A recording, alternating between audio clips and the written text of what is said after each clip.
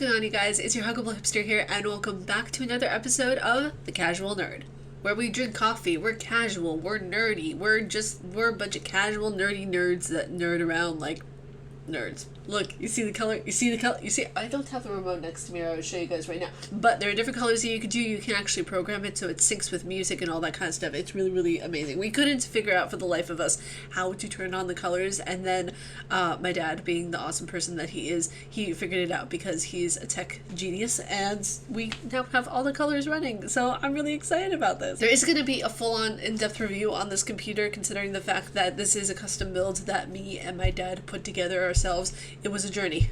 It was a week-long just journey of us putting this thing together, and it will forever be something that I will always hold close to my heart. So let's get into some gaming news. We have only 3 articles today, considering the fact that since I'm just coming back, I want to ease into things. I want to be able to give you guys some of the pieces that really stuck out to me, and also the fact that I lost the other articles that I was going to review, but that's okay, that's fine, don't worry about it, it's cool, don't worry. I forgot to save him on a jump drive, so shush. So the first article that we're going to get into today is a Vampire the Masquerade Bloodhunt's PC system requirements have been updated, and SSD is strongly recommended for all. This is something that I actually predicted back, I think it was a year ago, that you were going to need an absolutely just beefy PC in order to run a lot of computer games that are current gen and next gen because of the enhancements, because of the graphics, because of everything that's going on. You're going to need a really pretty impressive computer if you really want to run top-notch games. It states here in the article, as far as the requirements go, the minimum requirement is a 64-bit processor operating system,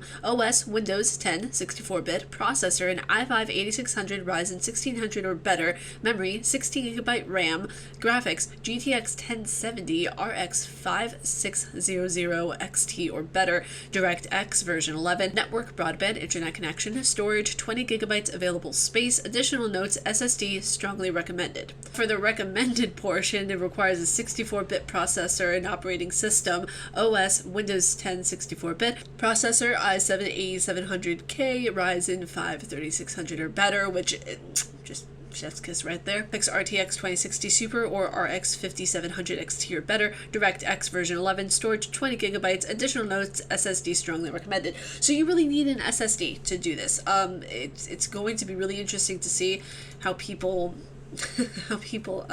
deal with this game, and how people deal with every game henceforth after this, because the fact of the matter is that games are getting better. Every year, every month, every week, just consistently, games are increasing tenfold. So you're going to see an improvement of people who have better technology, better PCs for those who can afford it, and people trying to get the information, the learning, everything in order to just either build a PC or do something that is just, like, even if it's uploading a graphics card, they're uploading something new to their computer, which it's really interesting because you're seeing the education of technical know-how increase so much, and I love seeing it. So next up in gaming news, we have the Sony State of Play, which I'm going to be talking about Death Stranding from State of Play. If you guys want me to talk about anything else from State of Play, please feel free to let me know down in the comment section below. The reason why I picked Death Stranding is because that was the main thing that I was looking forward to personally. So it was the main thing that I really wanted to cover. And we have a date release for the director's cut for Death Stranding, and I'm really sad because it's not on it's not going to be on PC, and I want to be on PC. And it's just like they could just give me that one thing. Just give me that thing. They give me a lot of things, but give me that one thing. I mean, to be fair, you know, they did give us Death Stranding on a PC. I just hope that sometime in the future, you know, hopefully not in the far future, they give us the lovely director's cut on PC, which would be great. But it states here in the mini section of the article that Death Stranding director's cut release date revealed. Death Stranding director's cut release date was revealed alongside with a host of new content. It includes new battles and advanced combat mechanics, as well as items such as firing range, cargo capsule, new story missions, and racing mode. It'll be out September 24th, and pre-orders are available now. And available on Steam, apparently. It's okay, I'm not bitter.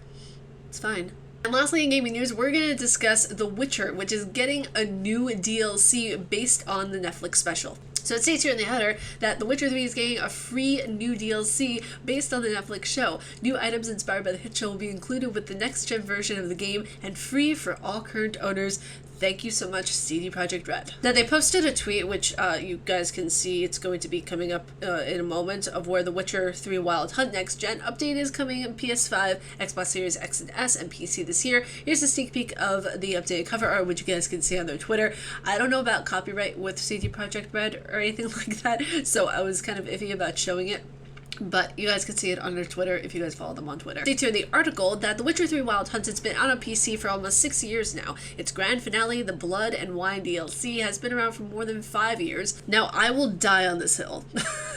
I will die on this hill saying that the Blood and Wine DLC from The Witcher is just one of the best, if not the best DLC I've ever seen coincide with the game. It's brilliant. It's bloody. It's good. The story's incredible. It goes throughout so many facets. It's wonderful. By its advanced age, new content is on the way. A next-gen update is coming later this year for the Xbox Series XS, PlayStation 5, and PC. There's going to be some new DLC content based on the Netflix series too. More information on the content is coming soon, although whether that means later today, later this year, is anybody's guess at this point. Before you get your hopes too high, though, this DLC isn't going to be new locations to explore or quests to complete. The updated cover art for the complete edition of The Witcher 3 states that it will include extra items inspired by the Netflix series, swords, armor, and maybe something nice for Roach, in other words. The addition of the new items is unprecedented. CD Projekt put out 16 free DLC packages after The Witcher 3's launch, including new quests, outfit, contracts, Gwen cards, and more.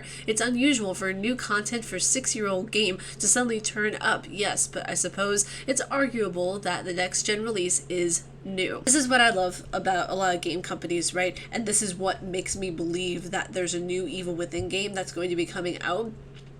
Is because that there was a controller, picture up here, that they made specifically for the Evil Within. Now, why would you be making content for a game that is supposedly dead? No pun intended. I just find it absolutely amazing, and this makes me have a little bit, even if it's a shred of hope, that the Evil Within 3 might be making an appearance, a debut, or a vague hint to its public audience and domain. I really am looking forward to seeing what happens. You guys, that's it for me for this episode of The Casual Nerd. If you all like my face and what I do, please be sure to subscribe and hit the bell down below, because I make videos every Monday, Wednesday, Friday, and Saturday at 10 a.m. This is the only video for the week that is going to be late, by the way, considering the fact that I am recording the entire week's worth of videos today. So yeah, if this video is late, that's why. You guys, stay casually nerdy. I will see you all in the next video, and if you guys want to watch another one of my videos while y'all wait for the next content, just click right up here. It's there. It's prominent. It's making its presence known. It's that person. Yes, I just personified a video. What of it?